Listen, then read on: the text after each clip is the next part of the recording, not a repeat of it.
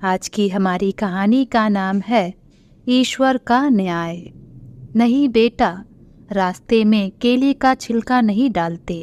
और पास पड़ी झाड़ू से 75 वर्षीय वृद्ध आशा जी रोड पर झाड़ू लगाने लगती हैं। तभी उनके पास आकर एक कार खड़ी होती है और कार का शीशा खोलकर चिप्स के खाली पैकेट बाहर फेंक देते हैं और आशा जी पर हंसकर बोलते हैं, तेरी बुढ़िया यही औकात है, ये ले चिप्स के पैकेट भी उठाकर फेंक देना। और कार से निकलकर राकेश और बबीता उन पर हंसने लगते हैं। आशा जी उनकी तरफ देखती हैं पर कुछ बोलती नहीं। फिर वे बोलते हैं, खड़ी खड़ी हम लोगों का मुंह क्या ताक रही हो। और राकेश उनके मुंह पर 500 के 4 नोट फेंक कर मारता है और बोलता है कि जल्दी से साफ कर बुढ़िया, इतने पैसे तो तुझे किसी के घर में काम करने पर भी नहीं मिलेंगे, चल साफ कर जल्दी से। और राकेश और बबीता आशा जी के ऊपर जोर से हंसने लगते हैं। तभी एक बहुत जोर से चटाक की आवाज आती है, तुम्हारी इतनी हिम्मत जो तुम मैडम से ऐसे बात करो। राकेश पुलिस वाले को देखकर एकदम सकपका जाता है और बोलता है, अरे सर जी, आपको कोई गलतफहमी हुई होगी, ये बुढ़िया कोई मैडम नहीं है। तभी राकेश के दूसरे गाल पर चटाक से दूसरा तमाचा पड़ता है और वह पुलिस वाला बोलता है, अगर तुमने ज़्यादा बकवास की तो अभी तुम्हें जेल में डाल दूंगा। फिर वह पुलिस वाला आशा जी से बोलता है, मैडम आपकी मीटिंग अभी शुरू होने वाली है, आपका सब इंतजार कर रहे हैं, चलिए मैडम जी। आशा जी के सामने एक बड़ी सी कार आकर खड़ी होती है और आशा जी उसमें बैठकर चली जाती हैं। इधर राकेश अपने गाल पर हाथ रखे उन्हें ताकता ही रह जाता है। तभी राकेश की पत्नी बबीता बोलती है, इस बुढ़िया को मैडम बोल रहा है क्या, ये पागल है। और हक्की बक्की वह भी उन्हें ताकती रह जाती है। आशा जी मीटिंग हॉल के बाहर पहुंचती हैं, लेकिन अभी मीटिंग में थोड़ा टाइम था, तो आशा जी बाहर ही पड़े सोफे पर बैठे अपने अतीत को सोचने लगती हैं। बारिश बहुत तेज हो रही थी। 70 वर्षीय आशा जी पार्क में पड़ी एक टिन सेट के नीचे पड़ी बेंच पर बैठी ठंड के कारण ठिठुर रही थीं। उनको देखकर ऐसा लग रहा था कि मानो उन्होंने कई दिनों से भरपेट खाना भी नहीं खाया हो। बारिश तेज होने के साथ साथ हवा भी तेज चल रही थी। इस कारण आशा जी की फटी साड़ी भी उड़ी जा रही थी। वे बार बार अपनी फटी साड़ी से अपने बूढ़े कपकपाते शरीर को ढकने का असफल प्रयास कर रही थीं और ठंड के कारण कांपते हुए आशा जी अपनी किस्मत को कोस रही थीं। बारिश को होते होते 1 घंटा हो गया था। वह ठंड से कांप रही थीं, लेकिन उनकी मदद करने वाला वहाँ कोई नहीं था। जब बारिश थोड़ी धीमी हुई और बारिश की हल्की हल्की फुहारें पड़ रही थीं, उस समय एक 7-8 साल की प्यारी सी बच्ची अपनी छोटी सी साइकिल चलाते हुए पार्क में आती है और साइकिल से उतरकर पार्क में भरे पानी में कूदकर खेलने लगती है।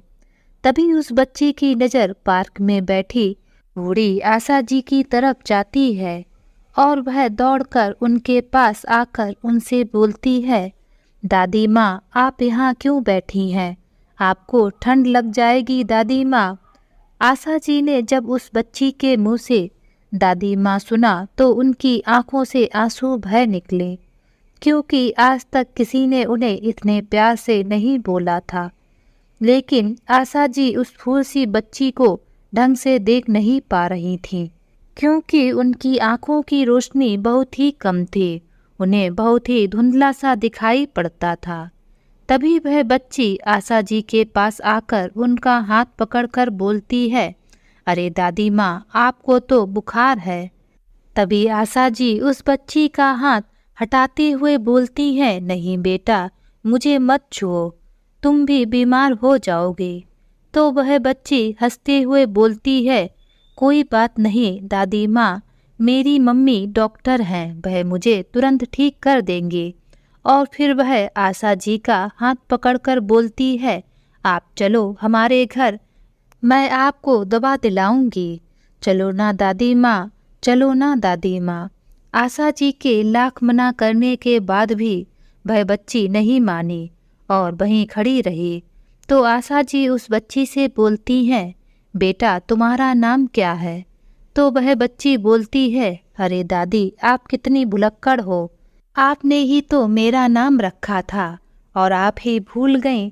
आशा जी को तो कुछ भी समझ में नहीं आया, क्योंकि ना तो वह उस बच्ची को ढंग से देख पा रही थी और ना ही उसकी आवाज़ उन्होंने आज से पहले कभी भी सुनी थी।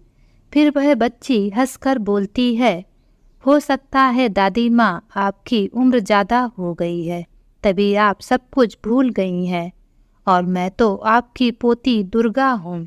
और उनको खींचती हुई बेंच से उठाने लगती है। आशा जी बोलती हैं, बेटा ऐसे किसी को अपने घर नहीं ले जाते। अरे दादी माँ, आप उम्र के साथ साथ सठिया भी गई हो। और मुंह पर हाथ रखकर हंसने लगती है।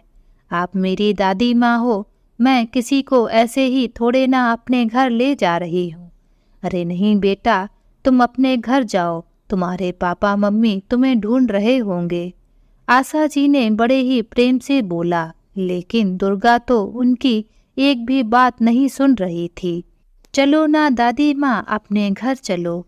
उस प्यारी सी बच्ची के बालहट के आगे आशा जी की एक ना चली। वह अपनी लाठी उठाते हुए धीरे धीरे बेंच से उठती हैं। लेकिन बेटा मुझे दिखाई नहीं पड़ता। तभी दुर्गा बोलती है, अरे दादी माँ, मैं हूँ ना आपके साथ, आप मेरा हाथ पकड़ लो, अपना घर पास में ही है। छोटी सी दुर्गा आशा जी का हाथ पकड़कर उन्हें धीरे धीरे अपने घर के मेन गेट तक ले जाती है और गेट खोलकर जैसे ही अंदर घुसती है तो अंदर से उसके पापा राहुल की आवाज़ आती है, दुर्गा बेटा ऐसे अकेले कहाँ गई थी? अब तुम बहुत शैतान हो गई हो। तुमसे मैंने मना किया था कि ऐसे बाहर अकेले नहीं जाते हैं। अभी रुको, मैं तुम्हें बताता हूँ। राहुल अपनी बेटी दुर्गा को घर के बाहर वाले रूम से थोड़ी कड़क आवाज में बोल रहा था। तभी दुर्गा आशा जी का हाथ छोड़कर उनसे बोलती है, आप यहीं रुकना, मैं अभी पापा को बुलाकर लाती हूँ, और दौड़कर घर के अंदर चली जाती है। इधर आशा जी दुर्गा के पापा राहुल की आवाज़ सुनकर सोचती हैं कि उन्हें घर के अंदर नहीं जाना चाहिए, क्योंकि कहीं उन्होंने मुझे धुतकार कर भगा दिया तो मेरी वेशभूषा भी तो ऐसी ही है। वैसे भी आशा जी की हालत देखकर कोई भी उनसे ढंग से बात तक नहीं करता था, तो घर में घुसाने की बात तो दूर की बात है। और वे सोचती, दुर्गा तो अभी छोटी बच्ची है, उसे यह सब कहाँ पता है कि कौन छूत है और कौन अछूत। और ऐसा सोचते हुए डंडे के सहारे वे धीरे धीरे उनके घर से चली जाती हैं। इधर कमरे में जैसे ही दुर्गा पहुँचती है तो वह अपने पापा की उंगली पकड़कर खींचने लगती है और बोलती है, पापा बाहर चलो ना, मुझे आपको दादी माँ से मिलवाना है, चलो ना पापा। दुर्गा की बात सुनकर राहुल बोला, बेटा फिर तुम शरारत करने लगी। बोला ना, दादी माँ अब भगवान जी के पास चली गई हैं, तुम ना बहुत शैतान हो गई हो। और प्यार से उसको गोद में उठा लेता है। अब तुम्हारी पिटाई करनी पड़ेगी। नहीं पापा, देखो ना, दादी माँ बाहर खड़ी हैं, उन्हें बुखार भी है, उनको सर्दी भी लग रही है, आप पहले बाहर चलकर देखो ना। दुर्गा के बार बार कहने पर राहुल बाहर निकलकर देखता है तो उसे वहाँ कोई भी नहीं दिखाई पड़ता। तो वह बोलता है, बेटा यहाँ पर तो कोई नहीं है। नहीं पापा, यहाँ मेरी दादी माँ थी, मैं उनको उनका हाथ पकड़कर यहाँ लाई थी, वो यहीं पर खड़ी थीं। मैं सच बोल रही हूँ पापा। ठीक है मेरी प्यारी बच्ची, अब रो नहीं। कल तो मेरी प्यारी सी गुड़िया का बर्थडे है। मेरी प्यारी गुड़िया को क्या चाहिए? लेकिन दुर्गा तो एक ही बात की रट लगाए थी, दादी माँ यही थी, मुझे मेरी दादी माँ चाहिए। तभी राहुल थोड़ी तेज आवाज में बोलता है, बस बहुत हो गया, अब चुप हो जाओ। पापा की तेज चिल्लाने से दुर्गा रोते रोते सो जाती है।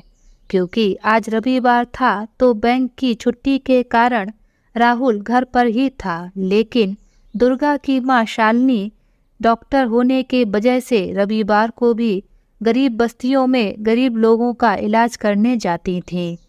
शाम को जब शालिनी जी घर पर आती हैं तो वह दुर्गा को उदास बैठा देखकर बोलती हैं, अरे मेरा बच्चा आज मुंह बनाकर क्यों बैठा है, क्या पापा ने डांटा? तो दुर्गा रोते हुए अपनी माँ से बोलती है, पापा ने मुझे डांटा, मैं पापा से बात नहीं करूँगी, वो बहुत गंदे हो गए हैं, मेरी उनसे छुट्टी है। तभी राहुल मुस्कुराता हुआ देखता है, अच्छा मेरी बेटी मुझसे गुस्सा है, देखूं तो जरा। तो दुर्गा बोलती है, जाओ मैं आपसे बात नहीं करूँगी जब तक आप मेरी दादी माँ को लेकर नहीं आएंगे। अरे बेटा, इतनी बार तुमसे बोला है, दादी माँ अब नहीं आ सकती, वह भगवान के पास चली गई हैं। नहीं पापा, मेरी दादी माँ यहीं थी। तभी शालिनी राहुल को आश्चर्य भरी निगाहों से देखती है तो राहुल बोलता है, अरे ये सुबह सुबह बारिश धीमी होने के बाद छुपकर घर से बाहर निकल गई थी, तो मैंने इसको डांट दिया, तब से मुझसे गुस्सा है और सुबह से यह दादी माँ की रट लगाए पड़ी है। तो शालिनी अपनी छोटी सी बच्ची का मन रखते हुए बोलती है, ठीक है, हम भी तुम्हारी दादी माँ को ढूंढने चलेंगे। अब ठीक है ना, अब तो हंस दो, मेरी छोटी सी दादी माँ बहुत जिद्दी हो गई है। दुर्गा अपनी माँ शालिनी की बात सुनकर खुश होकर अपनी माँ के गले लग जाती है और रात में अपनी दादी के बारे में बातें करते करते सो जाती है। उसके सोने के बाद शालिनी और राहुल भी सोच में पड़ जाते हैं कि बच्चे झूठ नहीं बोलते, लेकिन यह भी संभव नहीं कि उसकी दादी माँ जिंदा है। ये कैसे हो सकता है, ये तो असंभव है। वे दोनों अपनी बच्ची का भ्रम मानकर सो जाते हैं। सुबह जैसे ही दुर्गा उठती है तो राहुल और शालिनी दोनों ही अपनी प्यारी सी बच्ची को एक साथ बर्थडे विश करते हैं और उसको सुबह सुबह नहलाकर मंदिर दर्शन के लिए निकलते हैं। आज राहुल और शालिनी दोनों ने ही अपने काम से छुट्टी ले रखी थी।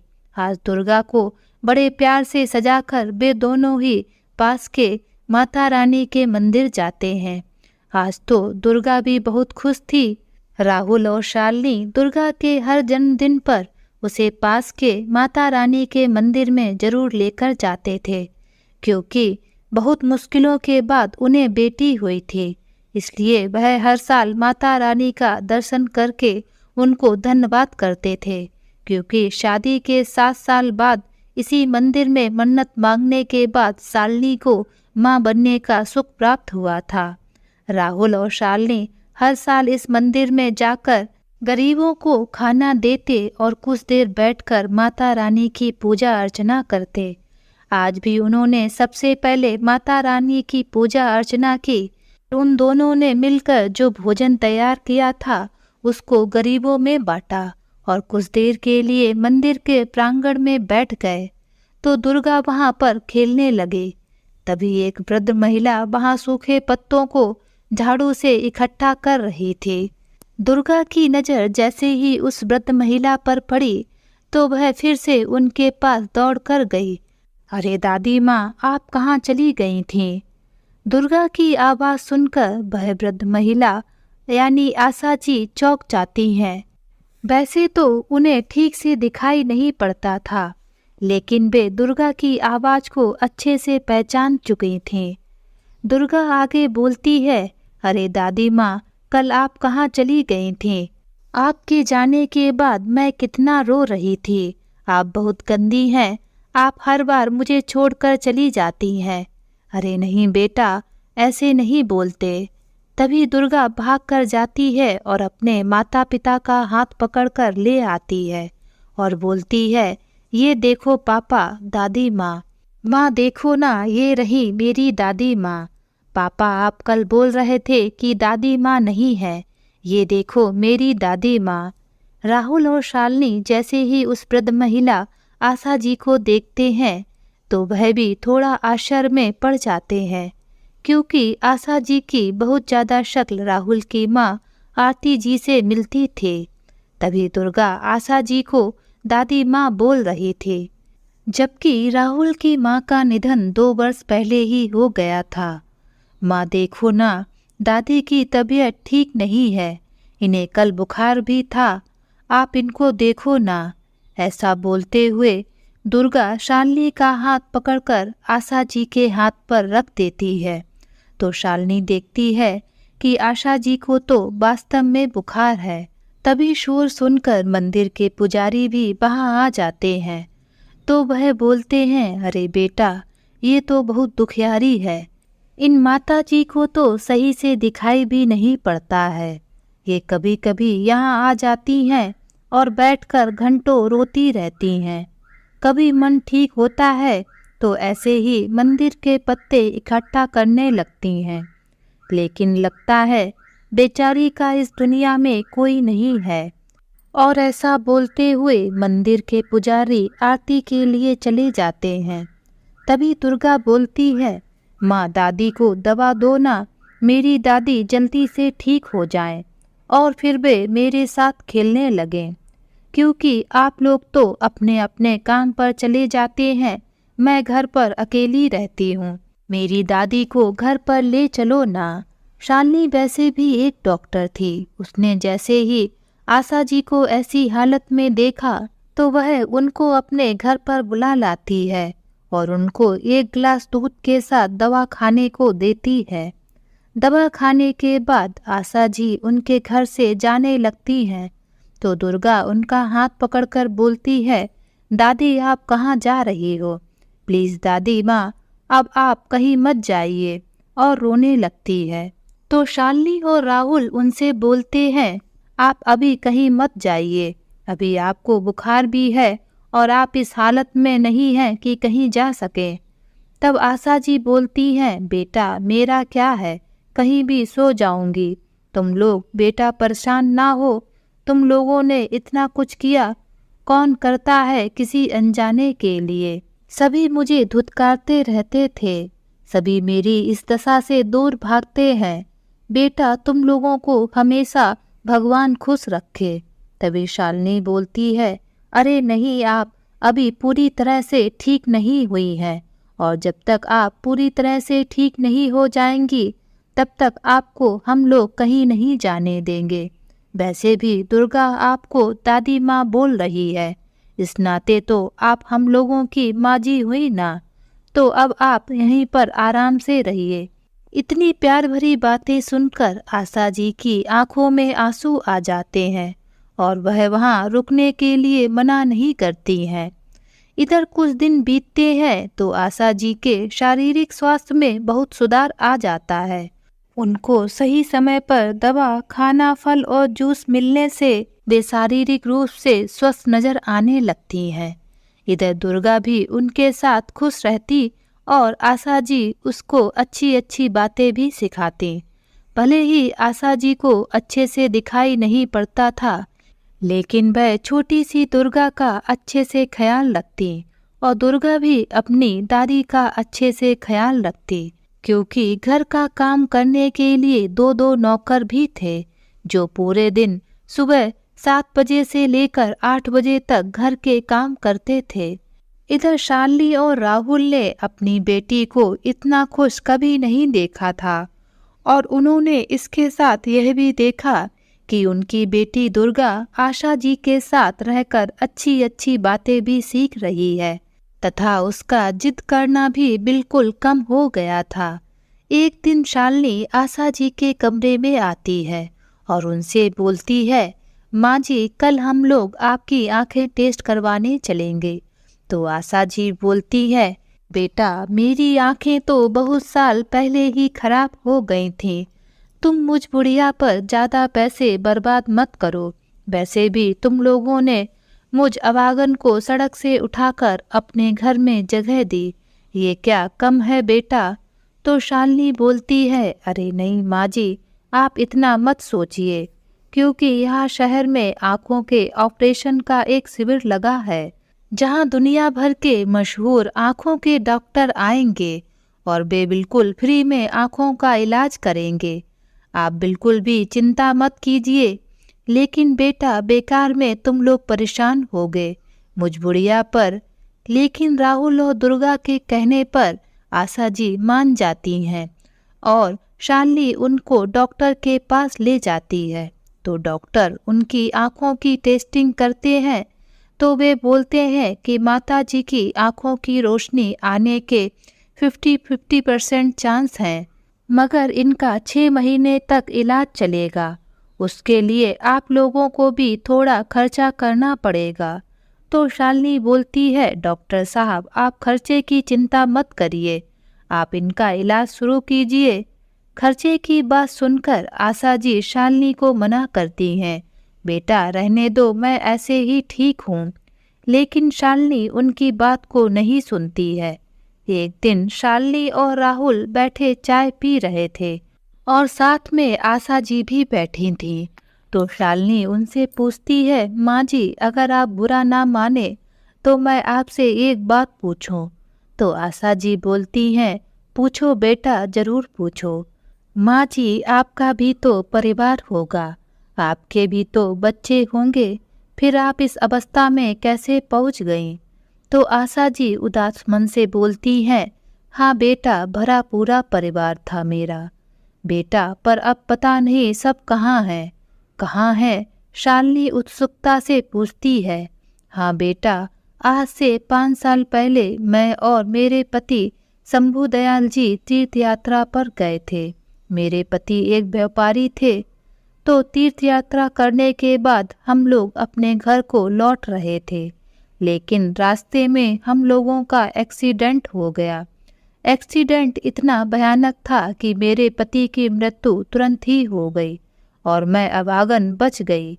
लेकिन मेरी आंखों में ज़्यादा चोट लग गई, जिससे मुझे कम दिखाई देने लगा। मैंने तो अपने पति के आखिरी दर्शन भी नहीं कर पाए। मेरे 2 लड़के संजीव और राकेश हैं। मेरा बड़ा बेटा संजीव की पत्नी सुलेखा और उसका एक बेटा मोहित है। मेरा दूसरा बेटा राकेश और उसकी पत्नी बबीता है। उसके 2 बेटे राजू और पवन हैं।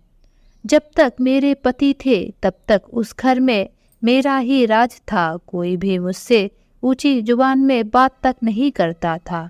लेकिन मेरे पति की मृत्यु के बाद मैं तो उन लोगों के ऊपर मानो बोझ ही बन गई, क्योंकि मुझे ढंग से दिखाई देना भी बंद हो गया था। इसलिए मैं अपने कामों के लिए भी उन पर आश्रित हो गई थी। मेरी बड़ी बहू सुलेखा अपने पति से बोलती कि उसे ही मेरा पूरा काम करना पड़ता है। उधर बबीता भी अपने पति से बोलती, दीदी तो बैठी रहती हैं, मुझे ही माँ का सारा काम करना पड़ता है। इस बुढ़िया ने तो हमारा जीना हराम कर रखा है। तो संजीव अपनी पत्नी बबीता से बोलता है, हाँ बबीता, कुछ समझ में नहीं आ रहा, लेकिन माँ जी को कहीं छोड़कर भी नहीं आ सकते हैं। अब झेलना तो पड़ेगा ही। पता नहीं इनको भी बुढ़ापे में क्या पड़ी थी, तीर्थ यात्रा पर जाने की। अब अंधी होकर बैठ गई हैं, अब भुगते हम लोग। फिर संजीव बोलता है कि हम इनके लिए नौकर भी नहीं रख सकते। अगर नौकर हम रखेंगे तो उसका खर्चा भी हम ही लोगों को झेलना पड़ेगा। भाभी तो देने वाली नहीं है। तो बबीता अपने पति संजीव से बोलती है, आप बड़े भैया से बात करके देखो ना, शायद कोई हल निकल आए। तो राकेश बोलता है, देखता हूँ। दूसरे दिन जब राकेश ने अपने बड़े भाई संजीव से इस संबंध में बात की और बोला, भैया माँ जी का सारा काम मेरी पत्नी को ही करना पड़ता है, तो उसकी बात सुनकर संजीव बोलता है, अरे नहीं, तुम्हारी बीवी तो आराम फरमाती रहती है। जब देखो माँ जी मेरी ही पत्नी का सर खाए रहती हैं। दोनों में इस संबंध में काफ़ी समय तक झगड़ा होता रहा। फिर दोनों ने यह निर्णय लिया कि एक नौकरानी माँ जी की देखभाल के लिए रखी जाए, जिसका खर्चा आधा आधा राकेश और संजीव उठाएंगे। 2-3 दिनों में ही मेरे लिए एक नौकरानी रख दी गई। लेकिन यह बात भी दोनों की पत्नियों को हजम नहीं हुई। वे उस नौकरानी को भी परेशान करने लगी। वह नौकरानी मेरे काम करने के बजाय उन दोनों का ही काम करती रहती। अगर वह नौकरानी कभी पहले बड़ी बहू का काम करने लगती तो बबीता गुस्सा हो जाती, और अगर वह बबीता का काम करने लगती तो सुलेखा गुस्सा हो जाती। मेरे काम का तो बहाना था कि वह मेरा ही काम करती है। एक दिन वह नौकरानी उन दोनों के नाटकों से परेशान होकर घर छोड़कर चली गई। उसने झूठ बोल दिया कि उसे 2-3 दिन की छुट्टी चाहिए, लेकिन वह तो आई ही नहीं। जिस दिन वह नौकरानी काम छोड़कर गई, उस दिन कोई भी मेरे कमरे में खाना लेकर नहीं आया। मैं भूख के मारे व्याकुल दोनों बहुओं को आवाज दे रही थी, लेकिन कोई भी मुझे खाना देने नहीं आया। जब मुझसे रहा नहीं गया तो जैसे तैसे रसोई घर में गई। मुझे कुछ ठीक से नहीं दिखाई दे रहा था, इसलिए मेरा हाथ धोखे से कांच के जग पर लग जाता है तो वह जमीन पर गिर जाता है और टूट जाता है। जग के टूटने की आवाज़ से दोनों बहुएं अपने कमरे से निकलकर आती हैं और टूटा जग देखकर बोलती हैं, इस बुढ़िया ने तो हमारा जीना ही हराम कर रखा है। इसने पहले परेशान करके नौकरानी को भगा दिया, अब इतना महंगा जग भी तोड़ दिया है। खर्चे पर खर्चे करवाए जा रही है। आज तो हम इसे नहीं छोड़ेंगे। और वे दोनों मुझे मारने लगीं। मैं जमीन पर गिर गई, लेकिन वे दोनों मुझे बेरहमी से मारने में लगी थी। ऊपर से वे दोनों मुझे मारे जा रहे थे। नीचे से मेरे शरीर में जमीन पर फैला कांच चुभा जा रहा था। मैंने अपनी बहुओं से रोते हुए विनती की, लेकिन उन्हें मुझ पर बिल्कुल भी तरस नहीं आ रहा था। मैं दर्द से कराह रही थी, वो मुझे मारे जा रही थी। जब मार मार कर थक गईं तो पैर पटकते हुए अपने कमरे में चली गईं। मैं दर्द से वहाँ कराहती पड़ी रही। फिर भी जैसे तैसे मैं अपने कमरे में पहुँची। मेरे शरीर से खून निकल रहा था, लेकिन मरहम तक लगाने वाला कोई नहीं था। मैं पूरी रात दर्द से कराहती रही, लेकिन कोई भी मुझे देखने नहीं आया। 2-3 दिनों के बाद मेरे शरीर पर लगी चोटों से पस भी निकलने लगा, तो उन लोगों ने मेरे पास आना भी बंद कर दिया। मैं अपना काम बड़े ही मुश्किल से करती, लेकिन अगर मैं काम करते करते गिर जाती तो मेरी दोनों बहुएं मुझ पर खूब हंसती। एक दिन अचानक मैं अपने कमरे में गिरकर बेहोश हो गई। तो जब मेरी आँख खुली तो मैंने अपने आप को एक अस्पताल में पाया। मैंने नर्स से पूछा कि मैं यहाँ कैसे, तो नर्स ने बोला कुछ लोग आपको यहाँ छोड़कर चले गए। वे लोग बोल रहे थे कि कुछ लोगों ने उनको पैसे दिए थे कि वह लोग आपको इस सरकारी अस्पताल में छोड़ दें। बेटा, जब तक मैं अस्पताल में रही तब तक मुझे कोई देखने भी नहीं आया। 1 महीने तक मैं अस्पताल में भर्ती रही। जब मुझे अस्पताल से डिस्चार्ज किया गया तो कोई भी मुझे लेने नहीं आया। मैं जैसे तैसे अपना सामान लेकर अस्पताल से चली। उन्होंने सिर्फ मेरे बैग में कुछ फटे पुराने कपड़े और मेरी एक पति की पुरानी तस्वीर रख दी थी। तब से बेटा मैं ऐसे ही इधर उधर भटक रही हूँ। उन्होंने मेरे बैग में एक भी रुपया नहीं छोड़ा। आशा जी बोलती हैं, बच्चों के लिए हमने अपना सब कुछ कुर्बान कर दिया, लेकिन उन बच्चों को एक बूढ़ी माँ को रखना ही भारी पड़ गया। और आंसुओं से भीगी अपनी आंखें आशा जी पोंछने लगे। इधर आशा जी की कहानी सुनकर राहुल और शालिनी की आंखों में भी आंसू आ गए। इधर छोटी दुर्गा आशा जी के आंसू पोंछते हुए बोलती है, दादी माँ आप क्यों रो रही हो? आप रो नहीं, मैं हूँ ना आपके साथ। और उनकी गोद में जाकर बैठ गई। शालिनी आशा जी से बोलती है, हाँ माँ जी, अब आप बिल्कुल भी चिंता मत कीजिए। हम भी तो आपके बेटे बहू की तरह हैं। और हाँ, आप ज़्यादा परेशान मत होइए, नहीं तो आपकी आंखों पर बुरा प्रभाव पड़ेगा। धीरे धीरे 6 महीने का धीरे धीरे 6 महीने का समय बीत गया। डॉक्टर ने आशा जी की आंखें चेक की तो वे बोले इनका ट्रीटमेंट सफल रहा, अब हम इनके आंखों का ऑपरेशन कर सकते हैं और भगवान ने चाहा तो माता जी की आंखों की रोशनी अबस आ जाएगी। जब दुर्गा को इस बात का पता चला तो वह खुशी से उछल पड़ी कि अब तो मेरी दादी माँ देख सकेंगी और अब मैं उनके साथ खूब खेलूंगी।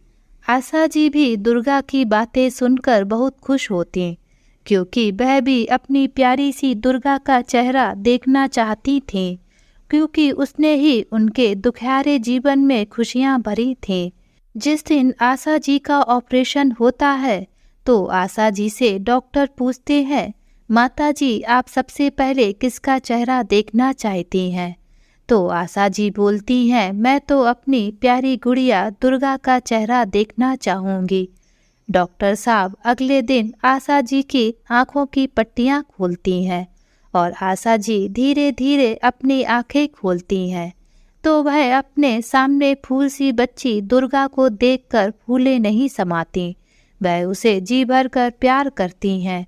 फिर वे शालिनी और राहुल से बोलती हैं, बेटा क्या तुम लोग एक बार मुझे मेरे घर ले जा सकते हो क्या? तो राहुल और शालिनी आशा जी द्वारा बताए गए पते पर उनको उनके यहाँ ले जाते हैं। तो आशा जी जैसे ही दरवाज़ा खटखटाती है तो दरवाज़ा खुलता है, तो कोई अनजान व्यक्ति दरवाज़ा खोलता है।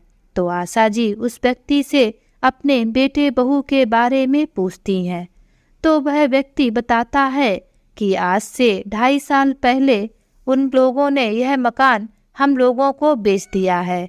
आशा जी यह सुनकर दंग रह जाती हैं। वह बोलती हैं, लेकिन यह मकान तो उनके नाम था, तो वे लोग इसको कैसे बेच सकते हैं? तब वह व्यक्ति बोलता है, माता जी मकान के कागजात पर आपके साइन थे। तो आशा जी की समझ में आता है कि हो सकता है कि मेरे बेटे ने उनसे धोखे में साइन करा लिया होगा जब उनका एक्सीडेंट हुआ था, क्योंकि उस टाइम उनके बेटे बहू ने उनसे कुछ हॉस्पिटल के कागजों पर साइन करवाए थे। उस टाइम आशा जी की आंखों की रोशनी चली गई थी, इसलिए वह उनको पढ़ ना सके। वह यह सोचकर धम से वहीं बैठ जाती हैं। तभी राहुल बोलता है, अरे माँ आप चिंता ना करें, आपका अपना घर है ना, आप हमारी माँ हैं, दुर्गा की दादी माँ है, चलो माँ। शालिनी भी बोलती है, अरे माँ जी आप फिर से परेशान होने लगे, चलो यहाँ से, नहीं तो आपकी पोती हम लोगों को भी घर में घुसने नहीं देगी। और शालिनी और राहुल आशा जी को अपने साथ ले आते हैं। अब आशा जी दुर्गा के साथ ही हंसती खेलती और उसको पढ़ाती भी। दुर्गा भी अपनी दादी माँ के साथ सारे काम खुशी खुशी करती है। वह उसे स्कूल भी छोड़ने जाती और उसको बुलाकर भी लाती थी। इधर शालिनी और राहुल को भी आशा जी में अपनी माँ ही दिखाई देती। वह भी उनकी दवाई खाने पीने का बहुत अच्छे से ध्यान रखते। वे कहीं भी घूमने जाते तो वे आशा जी को भी साथ ले जाते। उन दोनों को ऐसा लगता जैसे एक बड़े का आशीर्वाद उनको भी मिल गया।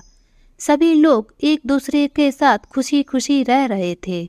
एक दिन की बात थी, उस दिन शालिनी और राहुल दोनों ही घर पर ही थे कि तभी आशा जी ने उन दोनों को अपने कमरे में बुलाया।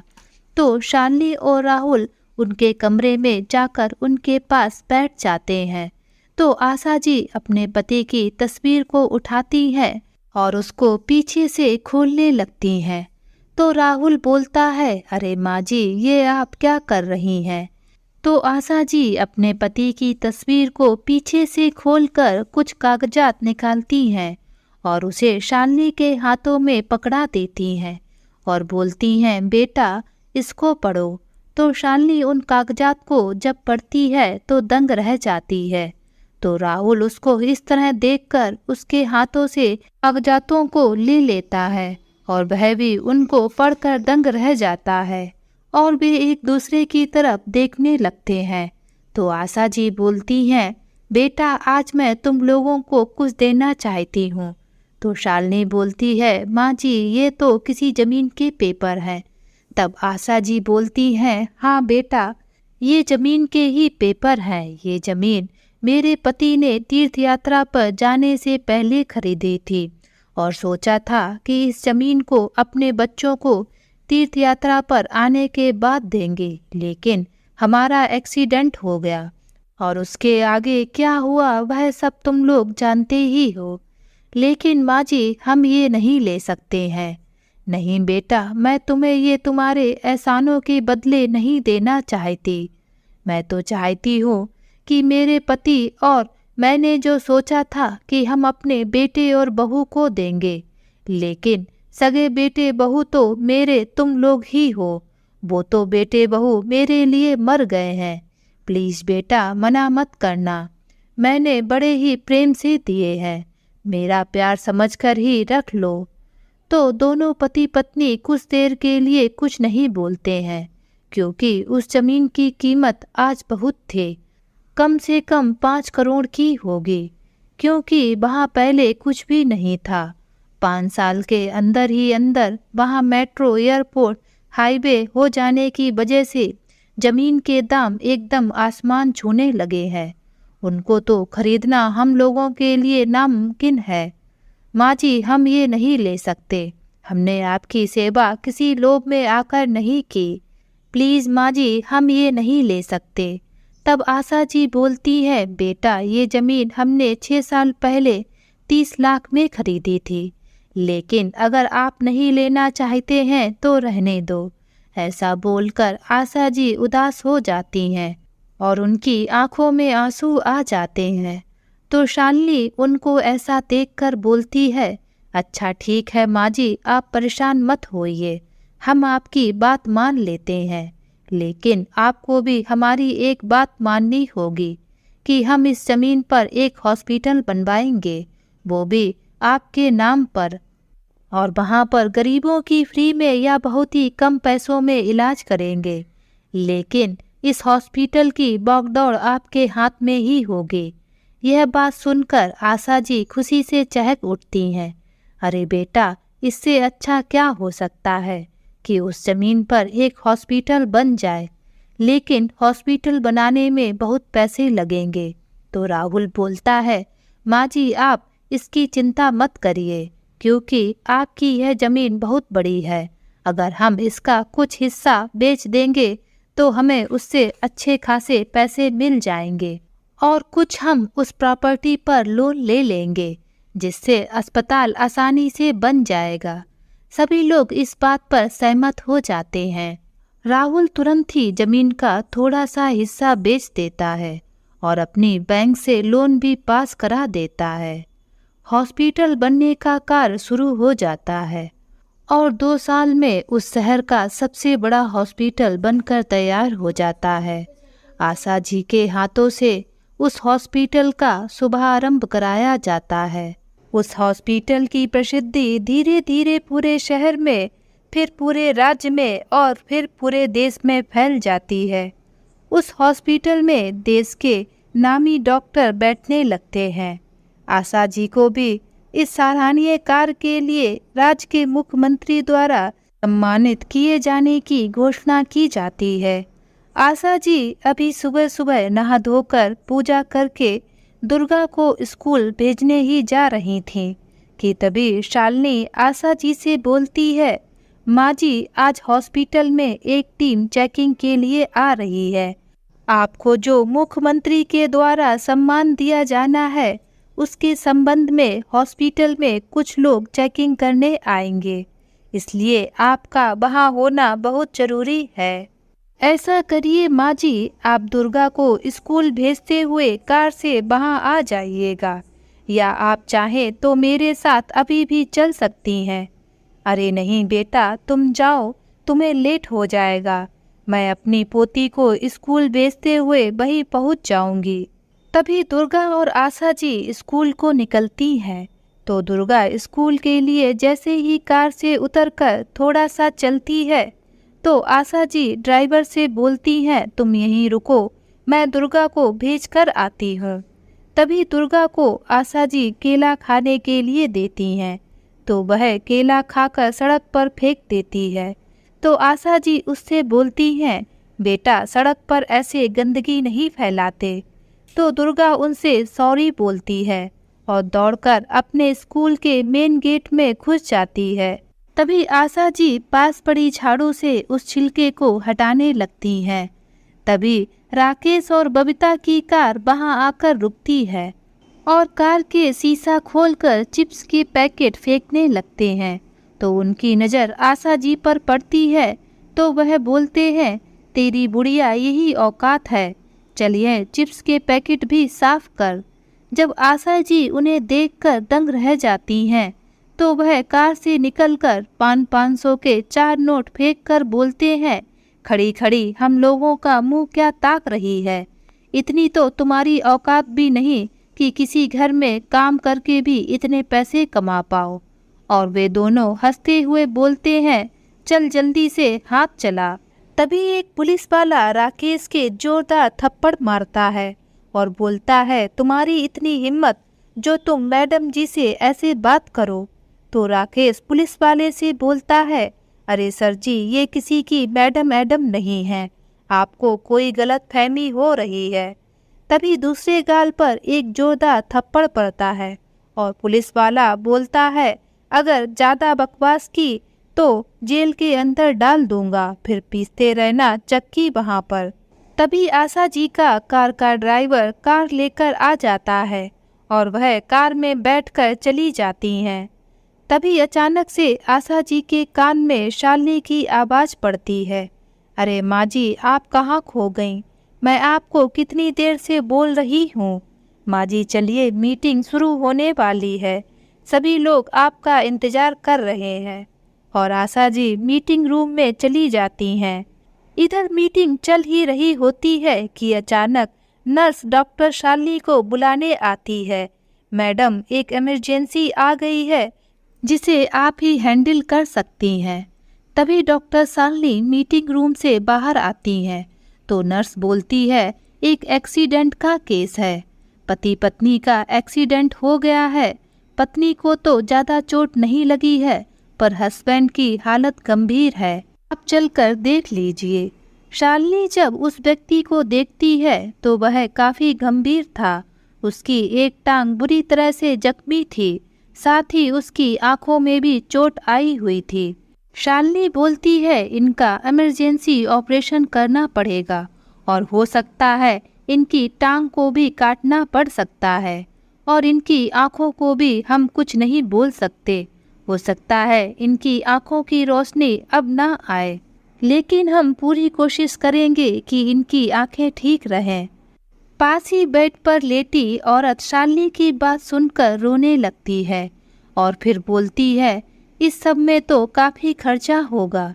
शालिनी बोलती है, हाँ मैडम, हो सकता है इसमें 10 से 15 लाख का खर्चा हो जाएगा, आपको जल्द से जल्द पैसा जमा कराना पड़ेगा।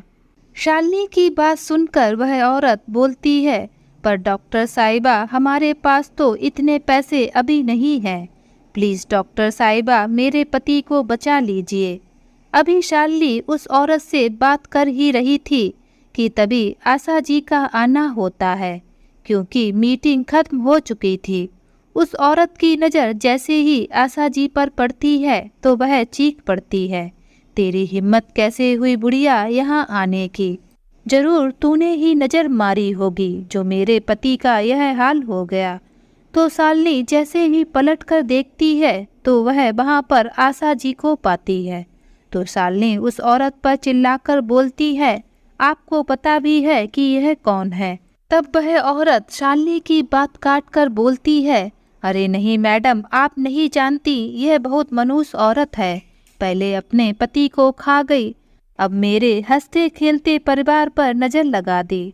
तो शालिनी चिल्लाकर बोलती है, अगर चुप नहीं हुई तो आपके लिए अच्छा नहीं होगा, मालूम भी है ये इस हॉस्पिटल की मालकिन है, श्रीमती आशा वर्मा, यह हॉस्पिटल इनका ही है। वह औरत और कोई नहीं, आशा जी की बहू बबीता थी, जो कुछ देर पहले आशा जी के ऊपर हंस रही थी। अरे डॉक्टर साहिबा, ऐसे कैसे हो सकता है? तभी शालिनी बोलती है, क्या हो सकता है क्या नहीं, पहले आप अपने पति के लिए पैसे की व्यवस्था कीजिए। उनके ऑपरेशन में कम से कम 10 से 15 लाख रुपए का खर्चा आएगा। तब बबीता बोलती है, लेकिन डॉक्टर साहिबा, हम इतनी जल्दी इतने सारे पैसे का इंतजाम नहीं कर सकते। कोई भी हमें इतना सारा पैसा उधार भी नहीं देगा। और ऐसा बोलकर रोने लगती है। इधर शालिनी अभी रो ही रही थी कि तभी नर्स बोलती है, डॉक्टर शालिनी, एक औरत की भी इमरजेंसी आई है, उसका भी एक्सीडेंट हो गया है। तभी दूसरी नर्स उसको भी उसी रूम में लाती है तो उस औरत का एक हाथ और एक पैर पूरी तरह से जख्मी हो गया था। उसका किसी बड़े वाहन से एक्सीडेंट हुआ था, जिसके कारण उसका एक हाथ और एक पैर पूरी तरह से कुचल गया था और वह भयंकर पीड़ा से कराह रही थी। आशा जी की नज़र उस औरत पर पड़ती है तो वह एकदम चौंक जाती हैं, क्योंकि वह कोई और नहीं बल्कि आशा जी की बड़ी बहू सुलेखा थी और उसके पास खड़ा आदमी आशा जी का बड़ा बेटा संजीव था। शालिनी उसको भी देखती है तो बोलती है, इनका भी इमरजेंसी में ऑपरेशन करना पड़ेगा। आपको भी तुरंत ही पैसे की व्यवस्था करनी पड़ेगी। आप सभी लोग 10 से 15 लाख रुपए की व्यवस्था कर लीजिए, क्योंकि ऑपरेशन में अगर जरा सी भी देर हुई तो दोनों को बचाना मुश्किल हो जाएगा। बबीता शालिनी की बात सुनकर एकदम सन्न रह जाती है। उसकी तो स्थिति मानो ऐसी हो जाती है कि काटो तो खून नहीं। उसे अपने किए हुए सारे कर्म याद आ जाते हैं। वह तुरंत ही आशा जी के पैरों में गिरकर माफी मांगने लगती है। इधर संजीव जब बबीता और राकेश को देखता है और बबीता को अपनी माँ के पैरों में गिरा देखता है तो उसका ध्यान भी आशा जी पर जाता है। बबीता अपनी सासू माँ के पैरों में गिरकर अपने पति को बचाने की भीख मांग रही थी। प्लीज माँ जी, मुझे माफ कर दीजिए, अपने बेटे राकेश को बचा लीजिए। यह सब देखकर संजीव बबीता से बोलता है, ये औरत कैसे तुम्हारी मदद कर सकती है, और तुम्हारे साथ और हमारे साथ ये सब क्या हो गया? तो बबीता बोलती है, अरे माँ जी ही आज वह फरिश्ता है जो हमारी मदद कर सकती हैं, क्योंकि यह हॉस्पिटल माँ जी का ही है। संजीव जब बबीता की बात सुनता है तो वह भी दंग रह जाता है। जिस माँ को दोनों भाइयों ने मरने के लिए छोड़ दिया था, आज भगवान ने उन दोनों को उनके सामने ही मदद मांगने के लिए खड़ा कर दिया था। संजीव को तो ऐसा लग रहा था कि मानो उसके पैरों से जमीन ही खिसक गई हो। लेकिन 10 से 15 लाख रुपए की एकदम व्यवस्था करना तो उसके लिए भी नामुमकिन था। वह भी आशा जी के पैरों में गिरकर भीख मांगने लगता है, माँ जी मुझे माफ कर दीजिए, मुझसे बहुत बड़ी गलती हो गई। इधर शालिनी यह सब देखकर दंग रह जाती है। वह बड़े ही आश्चर्य भरी नजरों से आशा जी की तरफ देखती है तो आशा जी उससे बोलती है, हाँ ये ही मेरे बेटे बहू हैं। आज तो शालिनी इनकी दशा देखकर दंग थी और कुदरत के न्याय को भी देखकर अचंभित थी। इधर आशा जी देखती है कि बेड पर लेटे सुलेखा और सुनील हाथ जोड़े उनसे दया की भीख मांग रहे थे। तभी आशा जी बोलती है, बेटा शालिनी, मैं चाहती हूँ कि इनका इलाज फ्री में कर दिया जाए। शालिनी बोलती है, हाँ माँ जी, आप बिल्कुल भी चिंता मत करिए। लेकिन आज आशा जी की आंखों में एक भी आंसू नहीं थे। वे ऐसा बोलकर अपने घर पर चली जाती हैं। आज शालिनी भी आशा जी की मनोस्थिति को समझ रही थी। वह एक एक करके दोनों का ऑपरेशन करती है और तुरंत ही आशा जी के पास घर पर पहुंचती है। तो शालिनी तुरंत ही आशा जी के कमरे में जाती है, लेकिन वह देखकर दंग रह जाती है कि आशा जी दुर्गा के साथ अच्छे से खेल रही थी। शालिनी को देखकर आशा जी समझ जाती है कि वह उनसे क्या पूछना चाहती है। तो वह शालिनी से बोलती है, बेटा तुम सोच रही होगी कि मुझे उन लोगों के लिए बुरा लग रहा होगा। हाँ बेटा, मानवता के नाते उन लोगों के लिए मुझे बुरा लग रहा है, लेकिन एक माँ के नाते उनसे मेरा कोई भी रिश्ता नहीं है। मेरे बेटा बहू तो तुम लोग ही हो, तुम ही लोग मेरे अपने हो। 10-15 दिनों के बाद मुख्यमंत्री द्वारा आशा जी को उनके सराहनीय कार्य के लिए सम्मानित किया जाता है, क्योंकि उस हॉस्पिटल से जो भी कमाई होती थी उसको गरीबों के इलाज करने में और वृद्धा आश्रम को दान करने में और गरीब बच्चों की शिक्षा में खर्च करने में की जाती थी। उस हॉस्पिटल की सिर्फ 20% कमाई ही वह अपनी पोती दुर्गा के नाम जमा करती थीं। मुख्यमंत्री से सम्मानित होने के कारण पूरे हॉस्पिटल के स्टाफ द्वारा आशा जी के लिए एक पार्टी हॉस्पिटल में रखी जाती है। आशा जी हॉस्पिटल में जाती है तो सभी लोग उनका जोरदार स्वागत करते हैं। उसी पार्टी में बबीता और संजीव और व्हीलचेयर पर बैठे सुलेखा और राकेश अपनी माँ से माफ़ी मांगने के लिए खड़े थे। बेचारों बोले, माँ हमें माफ़ कर दो, हमने आप पर बहुत जुल्म किए, प्लीज़ माँ जी हमारे साथ चलो। तो आशा जी बोलती हैं, कौन माँ, किसकी माँ? तुम लोगों से मेरा कोई संबंध नहीं है। मेरे तो सिर्फ एक बेटा राहुल और बहू शालिनी है और मेरी पोती दुर्गा है। और मुंह मोड़कर शालिनी और राहुल के साथ चल देती हैं। दुर्गा अपनी दादी माँ का हाथ पकड़कर उछलती हुई जा रही थी। इधर आशा जी के बेटे बहू उनको देखते ही रह जाते हैं। संजीव का एक पैर कट जाता है, साथ ही उसकी आंखों की रोशनी भी चली जाती है। इधर सुलेखा का एक हाथ और पैर भी कट जाता है, लेकिन उनकी जान किसी तरह बच जाती है। शालिनी और राहुल आज कुदरत का इंसाफ देखकर दंग थे, लेकिन वह अपनी माँ जी के साथ बहुत खुश थे। आज कुदरत ने इंसाफ कर दिया था, एक वृद्ध माँ के आंसुओं का बदला ले लिया था। तभी कहा जाता है कि सभी को अपने कर्म इसी जन्म में भोगने पड़ते हैं, जो जैसा करता है उसको वैसा ही मिलता है। तो दोस्तों, आज की ये कहानी आप सभी लोगों को कैसी लगी नीचे कमेंट बॉक्स में लिखकर हमें जरूर बताएं।